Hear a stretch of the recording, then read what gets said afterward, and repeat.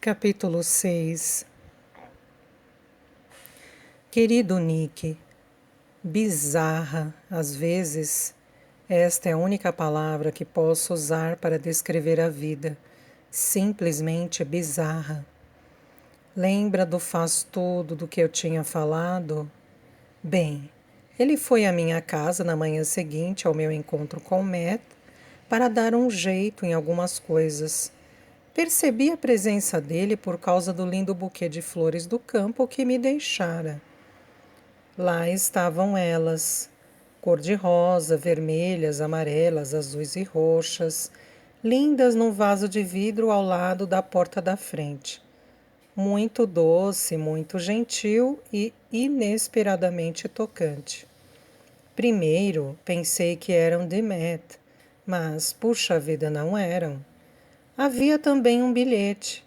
Cara Susana, sua cozinha ainda está sem luz, mas espero que essas flores iluminem um pouco o seu dia. Talvez possamos sair qualquer hora dessas para fazer o que você quiser, onde você quiser. Ele assinou Van Gogh, mais conhecido como o cara que pinta as paredes da sua casa. Aquilo mexeu comigo. Até a noite anterior, eu não havia saído com ninguém desde que viera de Boston. Não tivera vontade de sair com ninguém depois que Michael Bernstein me deixara. Enfim, ouvi o pintor faz-tudo martelando alguma coisa em algum lugar e saí. Lá estava ele, encarapitado, feito uma gaivota no alto do telhado íngreme. Van Gogh, gritei. Muito obrigada pelas flores. São um presente lindo. Você foi muito gentil. Ah, de nada. Elas me lembraram você e eu não resisti. Bem, você adivinhou, são as minhas preferidas. O que me diz, Susana? Quem sabe um dia desses a gente possa sair para comer, passear, ver um filme, fazer palavras cruzadas. Esqueci alguma opção? Sorri sem querer. As coisas estão meio malucas para mim agora, com os pacientes e tudo mais. Preciso dar prioridade a isso por enquanto. Mas foi muito legal da sua parte me convidar. Ele aceitou o meu não com tranquilidade e um sorriso. Depois passou a mão pelo cabelo e disse: Entendo. Mas você deve saber que se não sair comigo ao menos uma vez, terei que aumentar o preço. Não, eu não sabia disso, respondi. Pois é. Também acho desprezível. Uma política de negócios muito injusta. Mas o que se há de fazer? O mundo é assim. Dei uma risada e disse a ele que levaria o assunto em consideração. Aliás, quanto devo pelo trabalho extra que você já fez na garagem? Perguntei. Aquilo? Não foi nada, nada mesmo, de graça. Dei de ombros, sorri e acenei. O que ele tinha dito era bom de ouvir, talvez porque o mundo não fosse assim. Obrigada, Van Gogh. Não há de quê, Susana. E ele retomou a sua tarefa de pôr um teto sobre minha cabeça. Querido Nicholas, estou cuidando de você enquanto escrevo e só posso dizer que você é maravilhoso. Às vezes olho para você e simplesmente não acredito que seja meu. Você tem o queixo do seu pai, mas tem o meu sorriso. A caixinha de música do seu berço toca Whistle a Happy Tune, do musical O Rei e Eu. Quando puxamos a cordinha e a melodia começa, você ri na mesma hora. Acho que o papai e eu adoramos ouvir essa canção tanto quanto você. Às vezes à noite, quando estou voltando tarde para casa ou dando uma caminhada, ouço essa melodia na minha cabeça e sinto muita saudade de você. Nesse exato momento você está dormindo e eu queria apenas pegá-lo no colo e segurá-lo o mais perto de mim possível. A outra coisa que sempre faz você dar risada é unidunité. Não sei porquê, talvez seja o som ou o ritmo das palavras. Só que quando chegamos ao sorvete colorido, você já está dando gargalhadas. É difícil imaginar você com qualquer outra idade que não seja a que tem agora. Mas acho que todas as mães tendem a pensar nos filhos assim, a congelá-los no tempo e guardá-los na mente, como flores em uma gaveta, perfeitos e eternos. Às vezes, quando nino você, sinto como se estivesse segurando um pedacinho do céu nos braços. Tenho a sensação de que há muitos anjos protetores ao seu redor, ao nosso redor. Agora acredito em anjos. Só de olhar para você, meu menininho querido, é impossível não acreditar. Estou pensando em quanto eu amei você quando estava na minha barriga, em como o amei no instante em que nos conhecemos. Quando o vi pela primeira vez, você olhou direto para o papai e para mim. A expressão em seus olhos dizia: "Oi, eu estou aqui." Você estava muito alerta, conferindo tudo ao redor. Finalmente, o papai e eu pudemos vê-lo depois de 9 meses, imaginando como você seria. Segurei a sua cabeça e a encostei gentilmente em meu peito. Você era 2,7 kg de pura felicidade. Depois que eu o segurei, foi a vez do papai. Ele não conseguia acreditar como um bebê de apenas alguns minutos de idade podia estar olhando direto para ele, o menininho do Matt, nosso pequeno Nicholas. Capítulo 7. Kate. O menininho do Matt, nosso pequeno Nicholas. Kate Wilkinson largou o diário, suspirou. Depois respirou fundo. Sentia a garganta seca e dolorida. Passou os dedos nos pelos macios de Guinevere e a gata ronronou baixinho. Assoou o nariz num lenço de papel. Não estava preparada para aquilo. Definitivamente não estava preparada para Susana. Ou para Nicholas. E, acima de tudo, não para Nicholas, Susana e Matt. Isto é tão maluco e tão ruim, Guinea, disse ela para a gata. Eu me meti numa baita confusão. Meu Deus, que desastre. Kate se levantou e ficou andando de um lado para o outro no apartamento. Sempre tivera muito orgulho dele.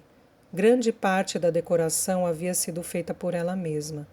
Adorava a ideia de vestir uma camiseta e um short confortável e passar o dia montando armários e estantes. Sua casa tinha móveis antigos de madeira, velhos tapetes bordados e pequenas aquarelas. Ela colocara em seu escritório o antigo armário de compotas da avó, que ainda guardava o cheirinho de doces feitos em casa. Agora ele exibia vários livros de papel pergaminho costurados à mão, que a própria Kate fizera. Aprendera a encadernar na escola de artesanato de Penland, na Carolina do Norte. Havia uma frase que ela adorava e na qual acreditava: mãos à obra e coração em Deus. Kate tinha muitas perguntas a fazer e ninguém para respondê-las. Bem, isso não era de todo verdade. Havia o diário. Susana. Gostava dela. Ela gostava de Susana. Não queria, mas era o que estava acontecendo. Em circunstâncias diferentes. Era provável que elas fossem amigas. Kate tinha amigas como Susana em Nova York e também na Carolina do Norte. Laurie, Robin, Susan, Gilda, Lynn, várias boas amigas. Susana havia sido corajosa ao deixar Boston e se mudar para Martha's Vineyard. Tinha ido para lá à procura de ser a médica e a mulher que sonhara.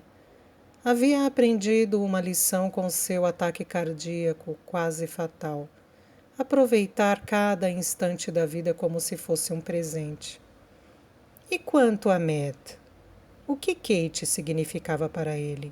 Seria apenas mais um caso de amor condenado ao fim? Kate se sentia uma pecadora. De repente, tinha vergonha de si mesma. Quando era criança, o pai costumava lhe perguntar: Você está agindo de acordo com Deus, Kate? Agora ela já não tinha certeza. Não sabia se suas ações estavam de acordo com ninguém. Nunca havia se sentido assim e não estava gostando da sensação. Idiota, sussurrou. Imbecil. Você não, Guinevere, estou falando do Matt. Por que Matt não havia simplesmente dito a verdade? Ele estava traindo uma esposa maravilhosa. Por que não contara sobre Susana ou sobre Nicholas? Como Kate podia ter permitido que Matt escondesse este passado? Ela não havia insistido tanto quanto poderia. Por quê? Não era do seu feitio pressionar, e também não gostava de ser pressionada.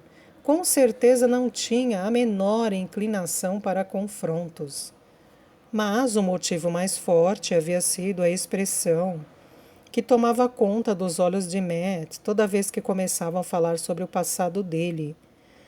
Havia uma tristeza muito grande, mas também sinais de raiva, e Matt havia jurado que não era mais casado. Kate não parava de se lembrar da noite terrível em que Matt a deixara. Ainda estava tentando entender. Será que tinha sido boba por confiar nele, alguém que ela acreditava amar? Na noite do dia 18 de julho, ela havia preparado um jantar especial. Cozinhava bem, embora raramente tivesse tempo de fazer algo muito elaborado.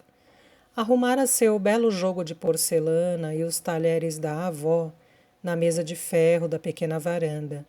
Comprara uma dúzia de rosas vermelhas e brancas. Pusera Toni Braxton, Anita Baker, Whitney Houston e Eric Clapton no CD player.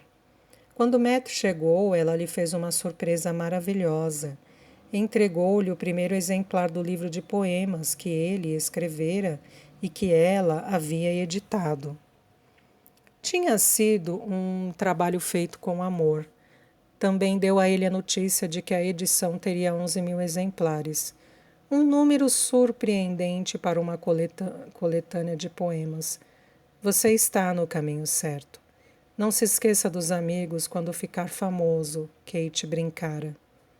Menos de uma hora depois, ela estava se derramando em lágrimas, tremendo e se sentindo em um pesadelo. Ela percebera que havia algo errado. Assim que Matt chegara, estava nos olhos dele e em seu tom de voz. Matt enfim lhe dissera: Kate, precisamos terminar. Não posso continuar com você. Não vou mais vir a Nova York, sinto muito. Eu precisava dizer pessoalmente, foi por isso que vim. Sei como isso parece horrível e inesperado. Não, ele não sabia, não fazia ideia. Ela ficara arrasada. Ainda estava.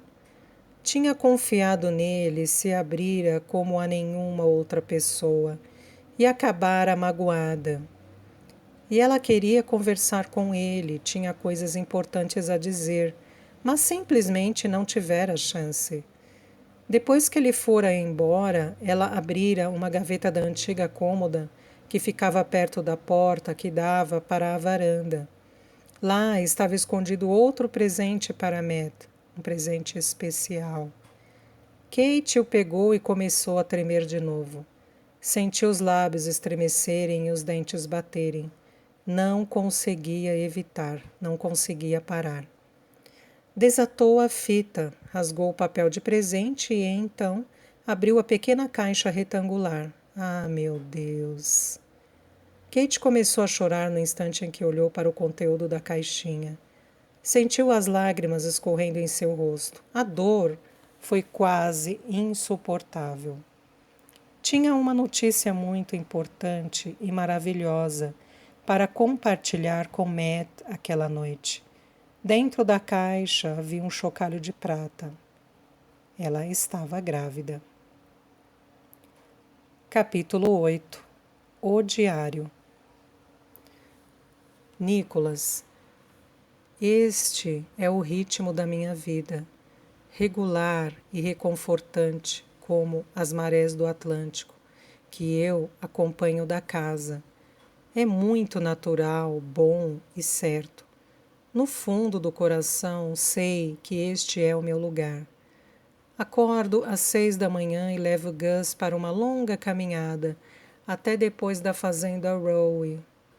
Há um vasto campo onde deixam os cavalos, que Gus sempre para e fica observando.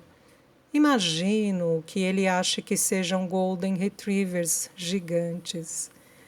Acabamos saindo numa faixa de praia margeada, por dunas de cerca de 3 metros com uma vegetação que balança ao vento e parece acenar para nós.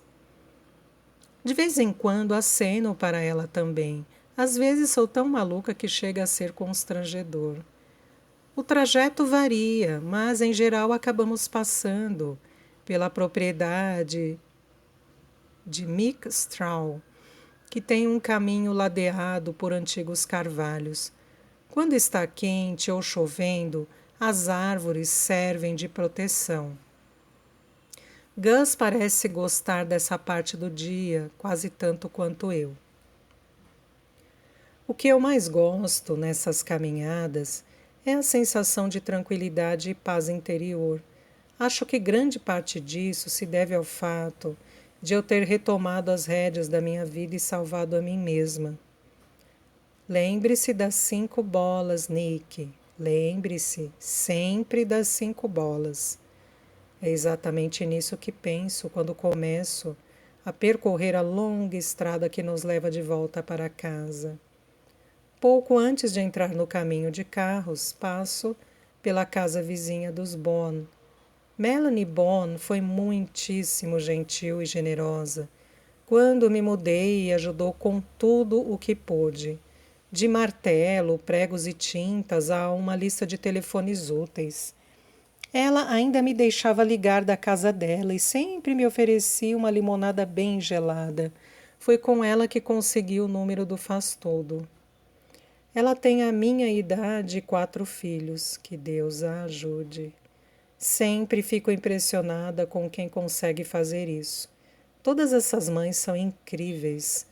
O simples fato de manterem as atividades extracurriculares das crianças é como administrar um acampamento de férias. Melanie é uma mulher pequena, com pouco mais de 1,5 metros de altura.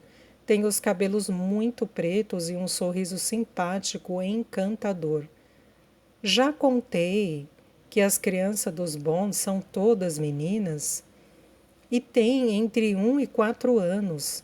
Como sempre fui péssima com nomes, eu as organizo chamando-as pelas idades. A 2 está dormindo? É a 4 que está brincando no balanço? Acho que isto vai servir na 3.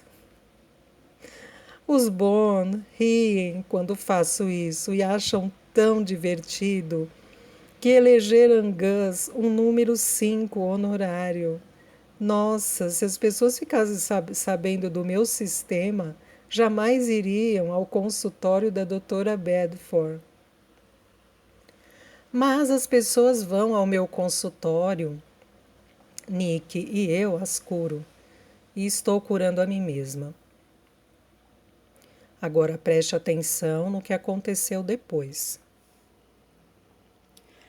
Tive outro encontro com o Matt. Fui convidada para uma festa na casa dele.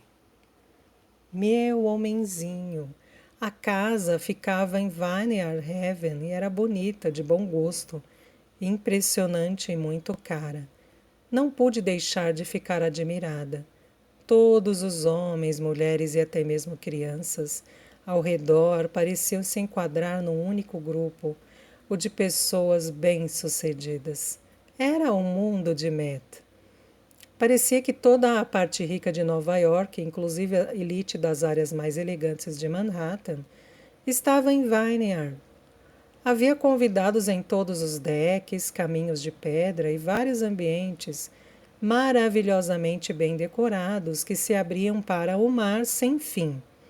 A casa, com toda certeza, não tinha nada a ver comigo, mas mesmo assim eu pude perceber sua beleza e o amor que haviam dedicado ao decorá-la. Matt me pegou pelo braço e me apresentou a seus amigos. Ainda assim, me senti deslocada. Não sei exatamente por quê. Eu tinha ido a muitos eventos, como aquele em Boston. Solenidades de inauguração de novas alas no hospital, coquetéis grandes e pequenos, uma quantidade interminável de convites para eventos sociais que viravam notícia nos jornais de Boston. Mas eu de fato me senti desconfortável. Não quis dizer isso a Matt, para não estragar a noite dele. Meus passatempos em Martha's Vineyard eram atividades mais caseiras. Cultivar uma horta, instalar persianas e impermeabilizar o piso da varanda. A certa altura da festa, cheguei a conferir se minhas mãos não estavam com nenhum resquício da tinta branca que havia usado. Sabe qual era a sensação, Nick?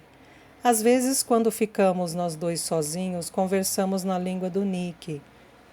É aquela linguagem especial de palavras inventadas, barulhos estranhos e engraçados, e outros códigos e sinais que só nós dois entendemos.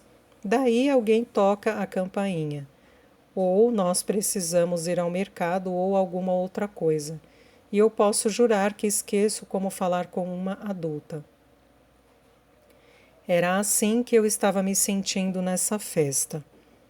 Eu havia passado muito tempo usando botas de borracha e macacões manchados de tinta. Estava fora da sincronia com aquele mundo.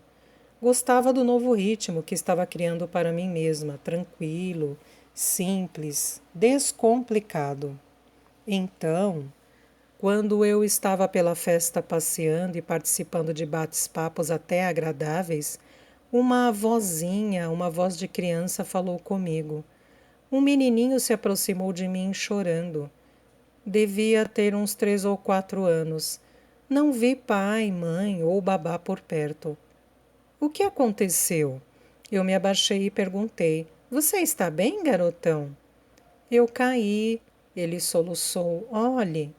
E quando olhei, vi um arranhão feito em seu joelho. Tinha até um pouco de sangue. Como ele sabe que você é médica, Susana? Perguntou Matt. As crianças sabem dessas coisas, respondi. Vou levá-lo para dentro para limpar o joelho. Este vestido branco era para ser chique, mas acho que pareceu um jaleco para ele. Estendi a mão e o menininho assegurou. Disse que chamava Jack Brandon. Era o filho de George e Lillian Brandon, que estavam na festa. Com um vocabulário muito adulto, ele explicou que a babá estava doente e os pais haviam precisado levá-lo. Quando passamos pela porta dos fundos, uma mulher se aproximou de mim, preocupada. — O que aconteceu com o meu filho? Perguntou ela, parecendo realmente irritada. Jack levou um tombo. Vamos pegar um band-aid, disse Matt. Não é nada sério, disse eu. Foi só um arranhão. Eu sou Susana, aliás, Susana Bedford. A mãe de Jack me deu apenas um breve aceno de cabeça. Quando tentou pegar a mão do menino, ele se virou inesperadamente e abraçou minhas pernas. Percebi que a mãe ficou incomodada. Virou-se para uma amiga e disse: Ela está pensando que é médica, é?